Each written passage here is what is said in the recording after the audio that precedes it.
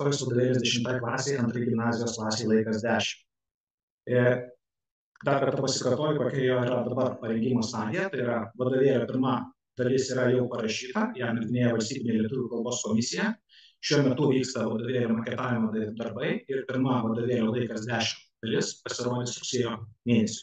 Manome, kad apie Liepą ir rugpjūtį jis bus įtrauktas į vadovėlių duomenų bazę. Antra dalis išeis iki sausio 1 dienos. Tuo metu irgi vyksta jo kūrimo darbai. Dabar konkrečiai apie tas naujienas, kuo šis vadovėlis skirsis nuo seniau buvusio, kuo jis ypatingas, tam tikri turinio sprendimai, metodologiniai sprendimai, kurie jums yra aktualūs. Pats vadovėlis savo esmė, jeigu jūs jau dirbate su naujų laikas 9, bus labai panašus būtent į laikas 9. Tai yra jo struktūra mažai kuo skirsis. Tai yra skyriaus įvadas, kuriame pristatomas, sakykime, skyriaus įvado temos, keliami probleminiai klausimai, svarbiausios sąvokos, asmenybės, kurias reikia žinoti. Temos, atkreipčiau dėmesį, kad laikas 10 yra parengtas pagal atnaujintą 10 klasės programą, kuri lyginant su senąja, bent jau mūsų subjektyvia nuomonė, yra gana perkrauta faktologinė medžiaga. Iš tikrųjų, jeigu žiūrint iš mokytojo pozicijos, daug kur reikės bėgti per temas, norint įsisavinti tą milžinišką kiekį asmenybių, sąvokų, faktų, reiškinių. Taigi, tai atsilieps vadovėlio struktūroje, bus mažiau temų papildomų. Ir tų pagrindinių temų tikrai užteks jums įgyvendinti, sakykime, apie 70 pamokų, jūs vis tiek turėsite bėgti. Taigi, vadovėlėje bus, aišku, pagrindinės temos ir temos pažymėtos ženklų plius, kaip šalutinės, tai yra pasiūlytos prie pagrindinio turinio. Naujiena tai yra, kad vadovėlio tekstai yra iš esmės peržiūrėti, jie yra gerokai sutrumpinti, ypač kildavo problemų, kur būdavo temos po 6 puslapius mokiniams įsisavinti. Dabar temos jos yra skaidomos. Pateiksiu keletą pavyzdžių. Pats tekstas irgi yra kai kuriuose vietose net perrašytas, jis labiau yra struktūruotas ir būtent labiau atspindintis tą greitą mokymosi tempą, kuris jau yra 10 klasėje. Žodžiu, tų 6 didžiųjų vilnieziškų temų nebelieka. Naujas laikas 10, tai yra temos po 4 puslapius, 3 puslapius, tai yra, žodžiu, 2 atvartai. Be pagrindinių temų, tai be abejo mes paliekame elementą skyriaus santrauką, tik tai skirtumas nuo naujo laikas 9, tai kad nebebus elemento praeitis dabartyje. Vėlgi ta pati turinio informacija, tai yra vis dėlto naujausi laikai, daug tų dalykų atspindi jau savaime, visą tai pateikima plus skyriaus santraukos išvadiniuose sakiniuose, tai mes manome, kad tas elementas, kuris buvo laikas 9, čia nelabai tinka. Taip pat kiekvienas skyrius užbaigimas, žinau, mokų galių atvartų, tai pasikartojimo ir įsivertinimo atvartas, jeigu buvo analogiškas laikas 9 vadovėlyje. Taip pat mes pateiksime tyriamuosius darbus, kuriuos aš kaip minėjau, jie yra nuo 7 klasės vadovėlius, 8, 9, 10, 10 klasėje bus 2 tyriamieji darbai. Ir istorija aktyviai atvartai, skirtumas jie nuo 5-6 klasės, tačiau tikrai nebus žaidybinių elementų, tai yra daugiau orientuota į šaltinių nagrinėjimą, tai kas dabar aktualu, tai yra būtent melagienų, propagandos atpažinimą ir kiti dalykai susijęs su naujausių laikų istorija, visą tai irgi atsispindės mūsų metodikoje istorija aktyviai. Irgi apie konkrečius variantus aš jums prisakysiu šiek tiek vėliau. Ir be abejo, kiekvieną vadovėlio dalį baigs laiko juostą, tai bus pristatyti ir realizuoti visi dalyje nagrinėjami įvykiai, istorinių asmenybių ir sąvokų žodynas, tačiau dėmesį nerodyklė be žodynas. Seksime senesnių laikas 11 ir laikas 12 pavyzdžių, kuomet visos svarbesnės asmenybės ir sąvokos buvo pateikiamos vadovėlio gale, išskiriant tas sąvokas ir asmenybės, kurios yra programinės. Kad jie atskirtų, kurios yra būtinus mokytis, ir tos, kurios yra šalutinės arba pagalbinės sąvokos ir asmenybės. Taip pat irgi be abejo bus parengtas 25 metų istorijos užduočių sakinys laikas 10, kuris bus priderintas prie atnaujinto vadovėlio temų. Kas čia ypatingo ir kas čia keičiasi, lyginant su senesniu vadovėliu. Pirmiausia, tai yra pati skyrių struktūra. Dalis temų, jau žinote, pagal programą nukeliavo 9 klasę, tai yra Paryžiaus taikos konferencija, jo 10 klasės vadovėlėje nebelieka. 10 klasės vadovėlėje mes padedame panašių įvadų kaip ir 9 klasėje, mes susipažindame mokinius su naujausių laikų epochą. O ir reikalauja programa, ir mes pristatome svarbiausius jos bruožus, chronologinės ribas, taip pat tuos dalykus, kurie galbūt svarbiausia mokantis naujausių laikų istorijos. Tai yra tas, kas arčiausiai mūsų. Ir tie pokyčiai, kurie mūsų supa šių dienų pasaulyje, globalizacija, dirbtinis intelektas ir kiti dalykai, kaip tai susijęs su istorija, tai pats svarbiausias įvykiai. Vis dėlto gyvename egzistencinių iššūkių laikais. Niekas negalėjo patikėti, kad tie 40 metai gali pasikartoti ir Rusijos agresija į Ukrainą. Mes turime pripažinti, kad mes kariaujame, o istorija irgi yra to karo įrankis ir jį taiko tiek Putino režimas, tiek Aleksandro Lukašenkos. Mes turime visiems dalykams atsiskirti. Ta istorija, jūs patys matote iš paminklų įvairių istorijų, gatvių pavadinimų istorijų, galų gale skaitėte turbūt straipsnius apie Rusijos naujausius istorijos vadovėlius, kaip ten juose pateikiama mūsų istorija, karas Ukraina. Mes turime irgi ieškoti tam atsako ir mes tuos dalykus čia pristatome, būtent kaip atminties savus. Ir apskritai Rusijos kelių į diktatūrą Ukrainai skirtos atskiros temos antroje vadovėlio dalyje. Tai mes manome, yra iš tikrųjų svarbus dalykas ir būtent per 20-ojo amžiaus istoriją, per Sovietų sąjungos raidą, kas yra dabartinė Rusija, tai iš esmės palikuonis to Moskviško režimo, mes bandome suvesti ir paaiškinti, kas vyksta dabar čia, aplinkui Ukrainoje ir čia Lietuvoje. Dabar grįžtu prie turinio temų, tai yra pirmas skyrius tarpukaris, mes pradedame nuo SSRS įkūrimo, pilietinio karo, tai tokia klasikinė tema. Skirtumas tas, kad jinai nebe 6 puslapių, kaip buvo anksčiau. Mes atsisakome ir, sakykime, tam tikrų tokių poetinių intarpų, daugiau stengiamės pateikti koncentruotą tekstą, kad mokiniai suvoktų vis dėlto, kas toje temoje yra pasakoma. Antra tema irgi klasikinė, tarp demokratijos ir diktatūros, matėte programą. Čekoslovakijos, Prancūzijos raida, autoritariniai režimai Europoje, tai yra pristatyta kaip tas klasikinis žemėlapis, kuris dažnai būna istorijos egzamine. Atskira tema pasauliniai ekonomikos kriziai. Fašistinė Italija, jeigu manoma, kad vis dėlto būtų reikalinga atskira tema. Programoje fašizmas tik tai išnyksta, yra Benitas Musolinis, tai mes vis dėlto manome, kad tai turėtų būti pristatyta atskira tema, o neintegruoti kažkokių autoritarinių diktatūrų. Ir visa tema skiriama Stalino Sovietų sąjungai bei Trečiajam Reichui. Taip pat temos, jeigu apie programą, yra ten daug įvairių niuansų susijusių su tarpukario kultūra, Korbuzier, žymiausi rašytojai, Tomas Manas ir kiti, tai visam tam yra temas apie gyvenimas tarpukariu. Ir naujiena, tai yra papildoma tema Ispanijos pilietinis karas. Matome tai kaip savotišką prielaidą preliudiją Antrojo pasaulinio karo. Parodome būtent per Ispanijos pavyzdį, kaip tai vyko šioje valstybėje būtent Antrojo pasaulinio karo šalia. Tai pirmas skyrius yra tarpukaris Europoje.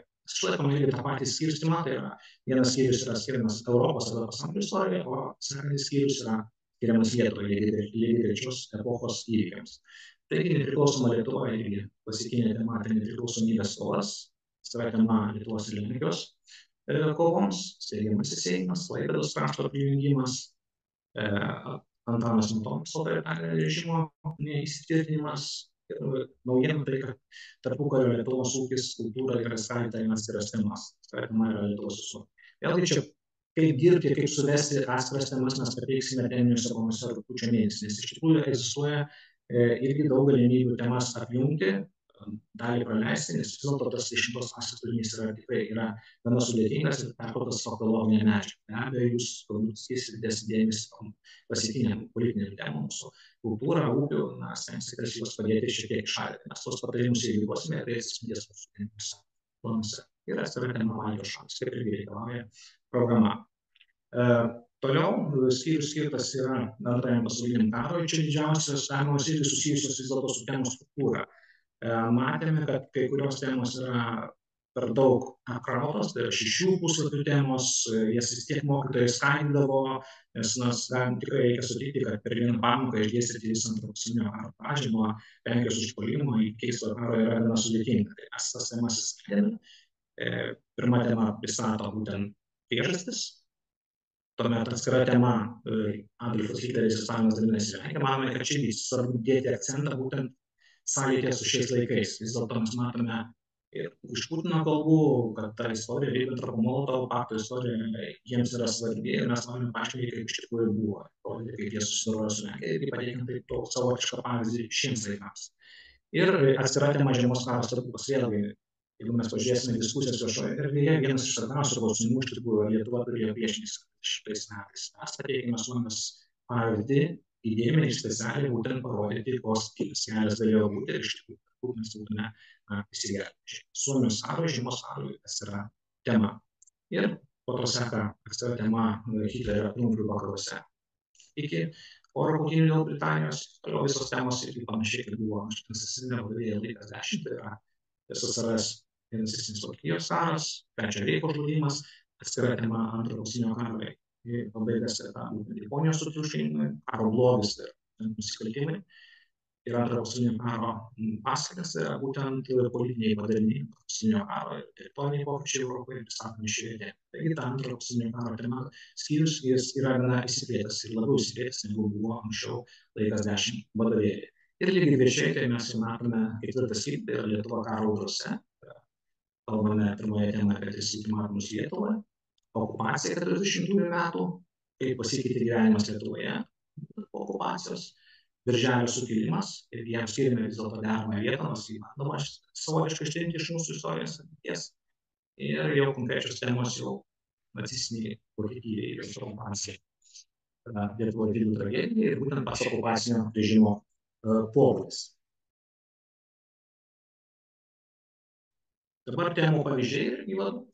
Tai yra įvadas tarpukario skyriaus. Jūs matote irgi panašų vaizdą kaip ir laikas 9 naujame vadovėlyje. Tai yra pagrindinis temos žemėlapis, kuriame parodyti teritoriniai pokyčiai Europoje po pirmojo pasaulinio karo. Laiko juosta pristatantis svarbiausius įvykius, kuriuos jūs turėjo žinoti iš skyriaus medžiagos. Intriguojanti iliustracija, šiuo atveju tai yra nacistinės Vokietijos ir SSRS paviljonai pasaulinėje parodoje Paryžiuje. Mes vėlgi rodome, kaip tie totalitariniai režimai save pateikia. Ir apačioje tai yra mokiniai supažindinami su kuo ką jie nagrinės tam tikrose skyriuose, kokios asmenybės yra svarbios pagal programą ir kokios sąvokos yra būtent svarbiausios. Ir be abejo, kokias jie veikas aktyvias atliks šiame skyriuje. Taigi įvadas analogiškas laikas 9 istorijos vadovėliai. Na ir temos naujos pavyzdys yra žiemos karo stebuklas Suomija. Mes ją skiriame 2 atvartus. Tai vėlgi tekstas yra struktūruotas, generalizuotas. Žemėlapis, erdvė parodanti, kur vyko šis įvykis, laiko juosta parodinti svarbiausius įvykius, nauji istorijos šaltiniai visiškai originalūs, būtent atitinkas į šią temą, tiek vaizdiniai, tiek rašytiniai. Be abejo, svarbiausios sąvokos ir asmenybės yra skirtos, jų paaiškinimai, kaip aš jau minėjau, bus vadovėlio gale esančiame žodyne sąvokų ir svarbiausių asmenybių. Ir antras temos atvadas, tai irgi tolimesnė karo eiga. Metodinis aparatas apie 7-6 klausimai. Jų struktūravimas labai panašus kaip ir laikas 9, tai dažnai jie skaidami į A, B, C, D klausimus, tai pagal tam tikrus lygius, o lengvo iki sudėtingesnė. Irgi tiek pat klausimų bus daugmaž kiekvienoje temoje. Na ir irgi galite dar pasižiūrėti, kaip dar vienas pavyzdys atrodo, tai yra tema apie pilietinį karą Rusijoje ir Sovietų Sąjungos įkūrimą, tai irgi matosi, kad keičiasi tikrai daug iliustracijų, daug medžiagos, pats tekstas yra trumpinamas, struktūruojamas. Laiko juostas ko nebuvo laikas 10 anksčiau.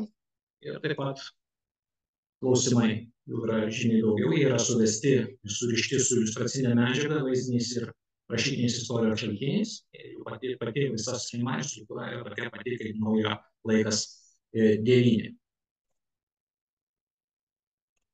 Kiti vadovėlio elementai, tai yra skyriaus santrauka, kuri bus po kiekvieno skyriaus, tai yra išvadiniai sakiniai, tai yra, kaip man minėjo, tiek aš, tiek mano kolega Antanas, tai yra naudinga medžiaga pasikartoti, dar kartą greitai, trumpai esmę, kurią jie išmoko tam tikrose temose. Tai yra svarbiausia procesai 3-4 išvadiniais sakiniais kiekvienos temos.